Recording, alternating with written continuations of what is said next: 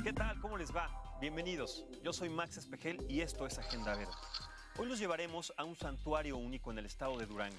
Visitaremos el Jardín Botánico de la UNAM y haremos un recorrido por el arte de la ilustración científica. Y para comenzar el programa de hoy, ¿sabes cuánto contaminan las cosas que utilizamos a diario? Acompáñenme a descubrirlo a continuación.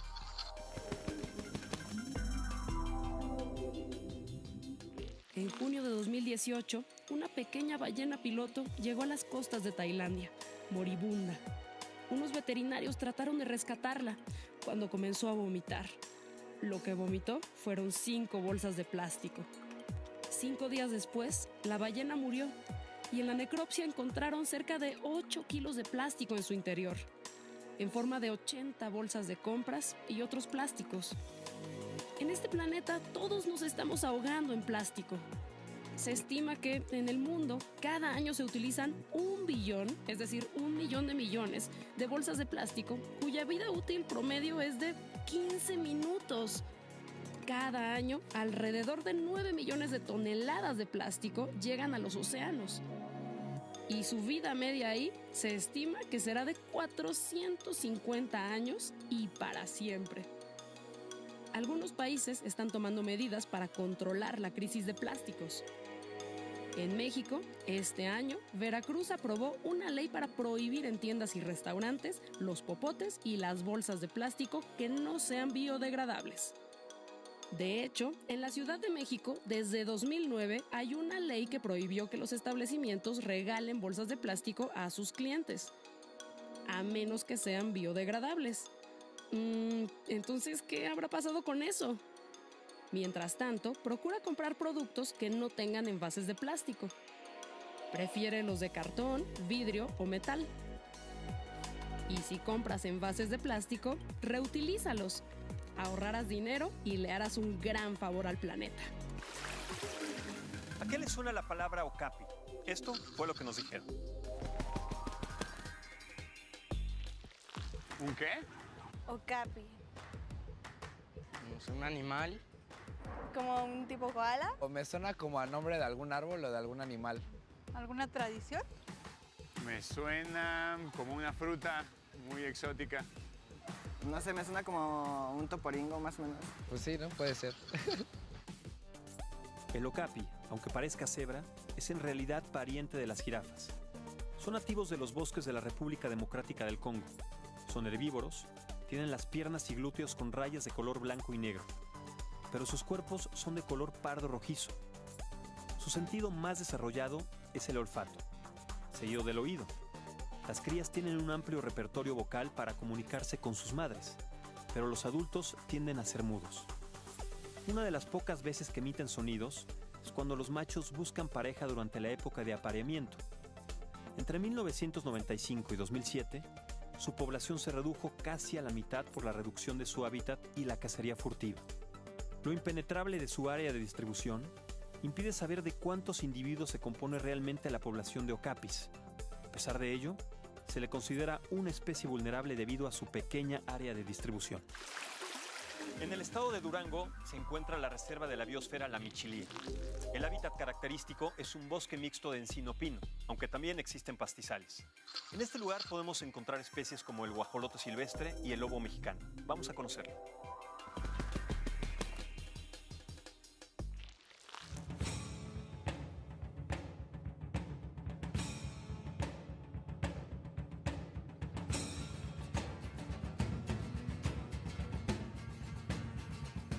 La Reserva de la Biosfera La Michilía se encuentra en el estado de Durango, en la parte sur del estado.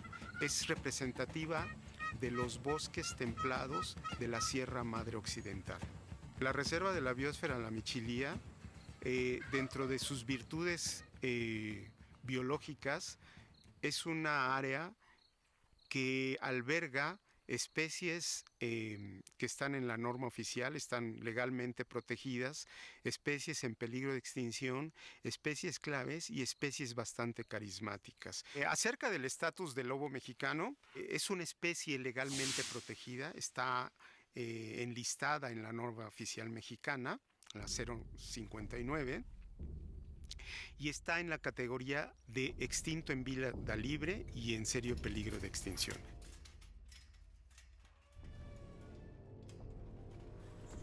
Ahorita nos encontramos en uno de los criaderos que se encuentran en la estación Piedra Herrada, criaderos de lobo.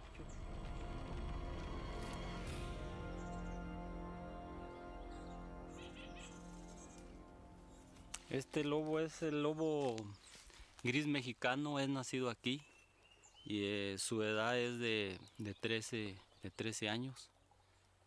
Es el lobo más viejo que se encuentra ahorita aquí, en este criadero. Se llama Chema y aquí pegadito se encuentra una pareja con crías. La hembra tiene 7 años.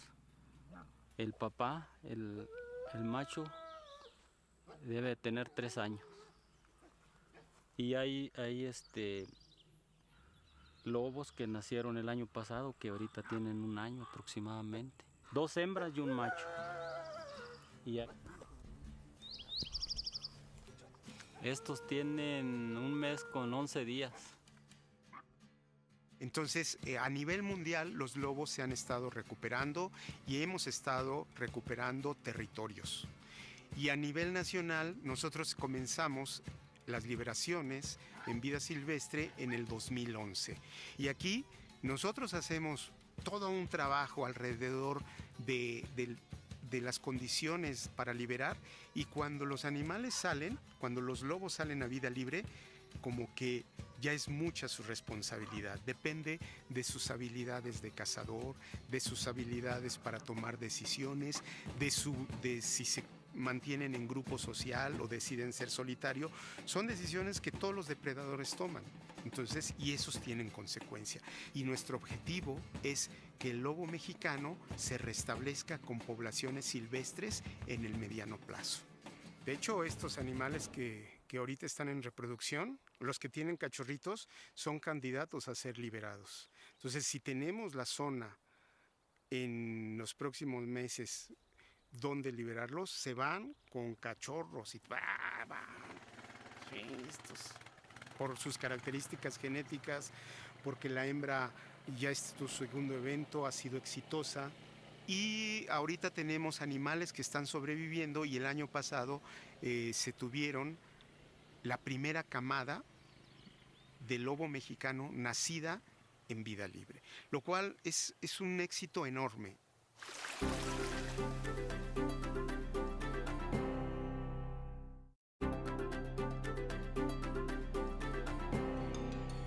Los hongos son seres que viven donde quiera que haya humedad y cumplen la función esencial de reciclar nutrientes en todos los hábitats terrestres, porque degradan los restos orgánicos. Sin ellos, la vida no sería posible, porque los nutrientes nunca regresarían a los ecosistemas. Gracias a las levaduras tenemos cerveza, vino y pan. Y qué decir de las delicias que se pueden cocinar con champiñones, setas y huitlacoche. O la penicilina, que revolucionó la vida moderna. Pero también causan enfermedades que van desde el pie de atleta y la candidiasis hasta la mortal histoplasmosis que ataca a los pulmones. Podríamos decir que los hongos viven de la muerte para permitir que haya más vida. La mayoría de los hongos tienen estructuras tubulares llamadas hifas, que crecen dentro y a través de lo que sea que se estén alimentando. La red de hifas conforma una masa llamada micelio y puede ser tan grande como un bosque, pero no suele verse a simple vista. En su fase reproductiva aparecen los cuerpos fructíferos, que son los encargados de producir las esporas con las que se reproducen, y son la parte visible a la que comúnmente le llamamos hongo. El arte de la ilustración científica sigue vigente. Aldi de Oyarzábal mantiene viva una tradición que viene desde los naturalistas. Su trabajo es de vital importancia para el conocimiento de las especies y la divulgación de la ciencia. Vamos a conocerlo.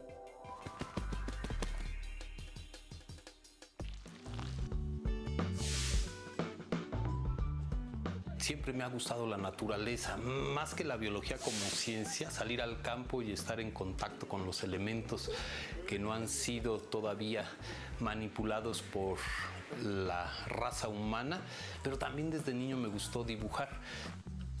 Lo primero es saber desde dónde lo voy a dibujar, qué parte de la planta o del modelo me interesa, y me pongo de frente a él.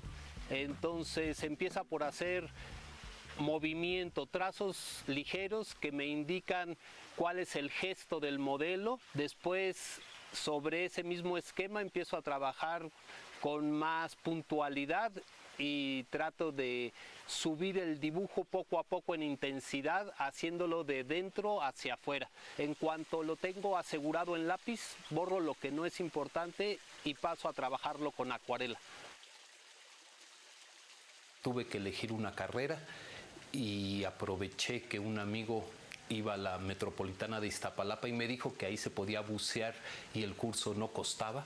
Entonces yo dije, no, pues a la profundidad de inmediato, y así le empecé a entrar a la carrera de biología. Así que en 1989 tuve la oportunidad de tener una estancia en Budapest, en Hungría, en el Museo de Historia Natural, y ahí me di cuenta que había muchas cosas que aprender, sobre todo de los escarabajos y de los artrópodos en general.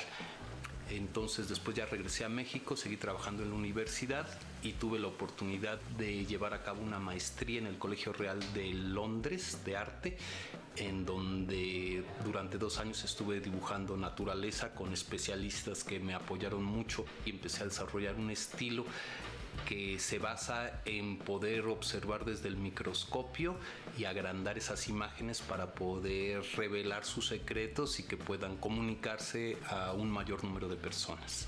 Del 2003 al 2004 también tuve una estancia en Zúrich, en Suiza, y ahí estuve desarrollando un proyecto que se llamó Escarabajos Metálicos e Iridiscentes del Mundo. Entonces, cuando los organismos o los modelos que se van a dibujar son diminutos, uno utiliza lupas si no son tan chiquitos, o el microscopio estereoscópico sobre todo. En todos los casos hay que utilizar una escala para que se sepa el tamaño relativo de la especie o de la parte del modelo que estamos dibujando para no confundirse. Y luego en el 2012 fui a Grecia a tomar un curso de ilustración y fotografía subacuática en la isla de Samos con el Instituto Archipélagos. Y bueno, desde el 84 que entré a la fecha no he dejado de trabajar para la Facultad de Ciencias haciendo imágenes que apoyen el quehacer científico de los investigadores que aquí trabajan. De hecho, la ilustración científica está hecha por un ilustrador, por un investigador y por una manera de ver el mundo. La seguridad alimentaria es uno de los retos más grandes que enfrentará la humanidad en los próximos años. Para garantizar el alimento en el futuro, algunos ven a los insectos como una opción. Por esta razón surge Optiprot. Vamos a conocerlos. Optiprot surge con la idea de que los insectos son una rica fuente de proteína y pensando en cómo buscar una alternativa a la proteína que se requiere en estos días, pues empezamos a trabajar con los insectos y encontramos que la entomofagia es no solamente una tradición culinaria en nuestro país y digamos en muchos otros países, sino que también es una fuente muy rica de nutrientes, de proteína, minerales, vitaminas. Empezamos a desarrollar, a buscar, a investigar diferentes insectos, hasta que encontramos este, que es el Tenebrio molitor, con el que decidimos empezar esta granja, ya de forma masiva. Muy bien, mira, aquí estamos en la sección de los adultos. Aquí se reproducen y vamos teniendo, cada semana vamos separando todo este alimento junto con los huevos para que podamos estar semana a semana teniendo una selección de huevos. En esta sección lo que nosotros hacemos es las larvas que ya están un poco más grandes, como de 2 meses, las estamos seleccionando y entonces lo que hacemos es nos aseguramos que tengan ya un tamaño adecuado, les eliminamos todo esto que se ve hasta abajo, que son sus heces, que nosotros lo convertimos en abono. Aprovechamos cada etapa de todos los procesos, todos los subproductos que vamos pudiendo aprovechar y es pues totalmente sustentable nuestro proceso. En esta sección lo que nosotros tenemos es ya las larvas un poco más grandes y aquí es cuando empezamos a separarlas de la pupa, que como te comentaba es como una especie de capullito. Estas son las pupas. Aquí si puedes observar, estas son las pupas. Ya no se mueven, están estáticas. Aquí están esperando solamente a convertirse en adulto. Eliminamos a todas las pupas que podamos. Y entonces ya tenemos estas larvas que ya están mucho más grandes, si ustedes las pueden ver, ¿no? Ya están mucho más grandes.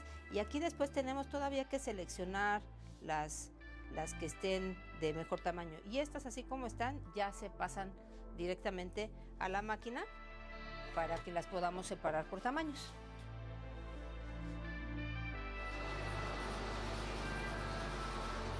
Tenemos un estándar.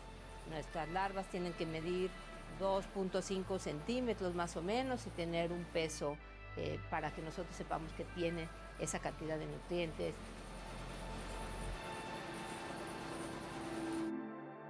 Y ya nos las llevamos al área de cocina. En el área de cocina, primero se tienen que enfriar para que tengan una muerte digna. Y entonces se enfrían, bajan su temperatura completamente y ya después se hace un precocido y después se meten al deshidratador.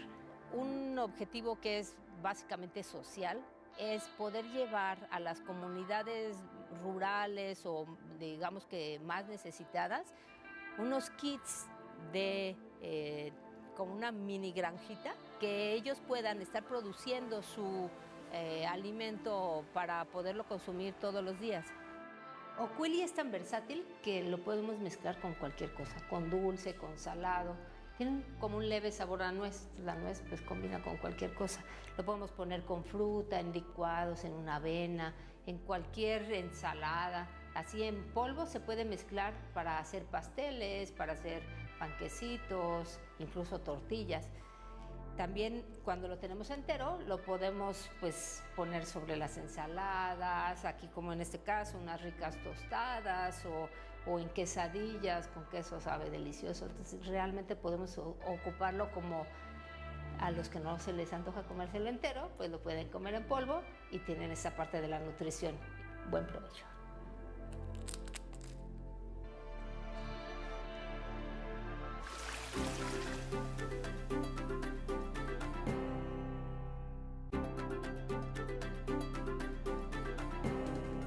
Desafortunadamente, los monos arañas son víctimas del tráfico ilegal debido a que existen personas que quieren tenerlos como mascotas. León Béjar Juárez ha sido voluntario en The Jungle Place, que es un refugio para monos araña y se encuentra en Quintana Roo. Nos da muchísimo gusto y es un gran placer tenerlo como invitado en esta edición de Agenda Verde. León, muchísimas gracias y bienvenido. ¿Cómo estás? Muchas gracias por recibirme. No, es un verdadero placer. Cuéntanos, ¿cómo fue tu introducción y tu gusto para empezar a adentrarte en el conocimiento y sobre todo en el apoyo a esta organización y para salvar a los monos araña? Hace unos 3 años me enteré sobre el santuario y quise acudir allá a ofrecerles mi ayuda en cuanto a mi trabajo fotográfico y de video, buscando ayudarles con fondeo, que es lo que las buenas causas siempre necesitan. Y así fue que llegué yo a The Jungle Place. ¿Y cuáles son los retos a los que se enfrenta la reintroducción, la rehabilitación en su hábitat natural de los monos araña? La mayoría de los que llegan a santuarios vienen en muy mal estado. Es un trabajo de años. Se hace una liberación suave, que se le llama, es generalmente con cerca electrificada. Se les enseña a encontrar alimentos, se les va, digamos, entrenando y posteriormente cuando se liberan, por un tiempo se les da un suplemento de alimento y se les monitorea, y si tiene éxito la liberación ya forman su grupo y viven en libertad.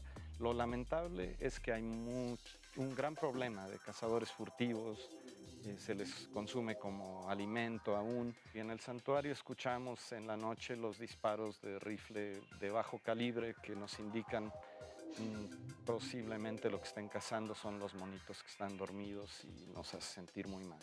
¿Qué futuro les pronosticas? ¿Qué se puede hacer para erradicar este tráfico ilegal? En fin. La situación es grave, no lo digo yo, lo dicen conservacionistas de la UNAM y personas que tienen mayor conocimiento técnico que yo. Aproximadamente el 70% de la selva mexicana ha sido depredada, incluyendo la selva lacandona, de la cual queda el 28%.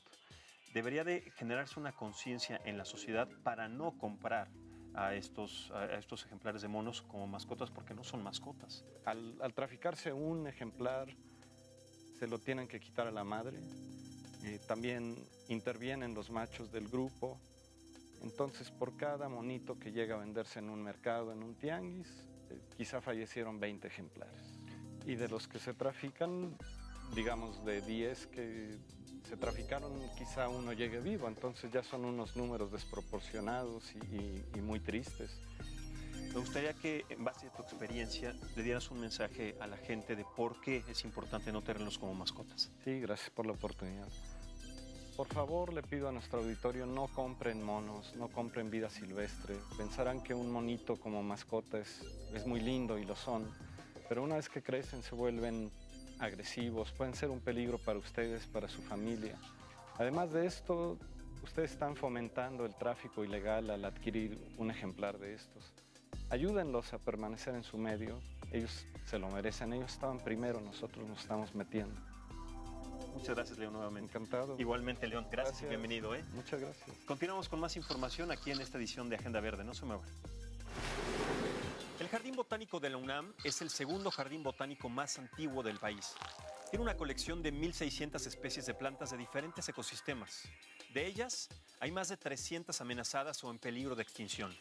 El programa Adopta una planta permite a los visitantes involucrarse en los esfuerzos de preservación de estas especies.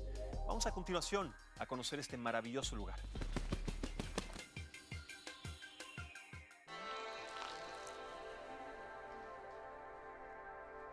El centro de adopción se encuentra junto a la tienda Tigridia dentro del Jardín Botánico del Instituto de Biología de la UNAM en Ciudad Universitaria. El programa de adopción nace a partir de la experiencia que tiene el Jardín Botánico del Instituto de Biología de la UNAM a través de la propagación de distintas plantas. Entonces, el jardín resguarda 300 de las más de 900 plantas que se encuentran en alguna categoría de riesgo. Con esto, más la iniciativa sobre cómo poder hacer un programa especial para la gente que venía y quería llevarse una planta, es como nace esta idea de poder darle un pequeño pedacito del jardín a la gente. Muchas de las plantas que están aquí en el centro de adopción se encuentran en alguna categoría de riesgo debido a distintos factores, principalmente antropogénicos, como va a ser la destrucción del hábitat o la fragmentación, incluso hasta por el cambio de uso de suelo, ¿no? Pero también una de ellas, que es la principal, es el saqueo ilegal de las plantas. Lo que tratamos de hacer nosotros aquí en el centro de adopción es incentivar la compra legal o la posesión legal de este tipo de plantas a través de este programa de adopción, en el cual las personas vienen, consultan cada una de las especies que tenemos nosotros aquí en el invernadero y a través de la vista, que es como se enamoran ellos de cada una de las plantas, ellos pueden elegir cualquiera de las especies que tenemos en adopción. Dentro de los dos principales grupos que tenemos aquí en el centro de adopción van a ser las crasuláceas, que se identifican generalmente también por esta forma rosetada que tienen en cada una de sus hojas. Guardan mucha agua ellas, entonces también de este tipo tenemos otras especies que principalmente se encuentran distribuidas en la zona sur de México. Otro de los principales grupos que también se encuentran dentro del centro de adopción van a ser las cactáceas, como este viejito, que generalmente se caracterizan por tener espinas, muchas de ellas. Les comentaba también de una cactácea particular o principal que solamente se desarrolla o que solamente crece y se tienen registros en Ciudad Universitaria. Mamillaria hageana, variedad sanangelensis, que también se le conoce como la biznaga del Pedregal de San Ángel. Sus registros solamente son en Ciudad Universitaria, en la región del Pedregal, y por eso es también considerada como una de las cactáceas puma. También las edades son muy variables. Hay algunas que llegan a vivir hasta 20 años en promedio, pero habrá otras especies como los asientos de suegra, el nombre científico Echinocactus grusoni, Echinocactus grusoni llega a tener una vida promedio de hasta 150 años. Cualquier persona que pueda acudir al centro de adopción y que quiera ser parte de esta red ciudadana puede ser un actor por la conservación. No es necesario que tengan algún jardín o un espacio particular, siempre y cuando tengan las condiciones adecuadas para mantener este tipo de plantas, que generalmente va a ser una luz intensa por más de 4 horas, un riego esporádico, porque tampoco no son plantas que sean altamente demandantes en agua y que tengan como la disponibilidad de poder cuidar o estar atenta de ellas. Ofrecemos a cada uno de los padres adoptantes talleres, principalmente, además de la sensibilización de las historias de vida de cada una de estas plantas, también sobre el riego, trasplante y plagas y enfermedades que también pueden afectar a cada una de ellas. Con esto llegamos al final de nuestro programa. Esperamos que les haya servido para conocer algunas de las alternativas que tenemos para preservar nuestro medio ambiente. Cambiar nuestros hábitos puede hacer la diferencia. Recuerda que todo lo que hacemos deja huella. Yo soy Max Espejel y esto fue Agenda Verde. Hasta la próxima.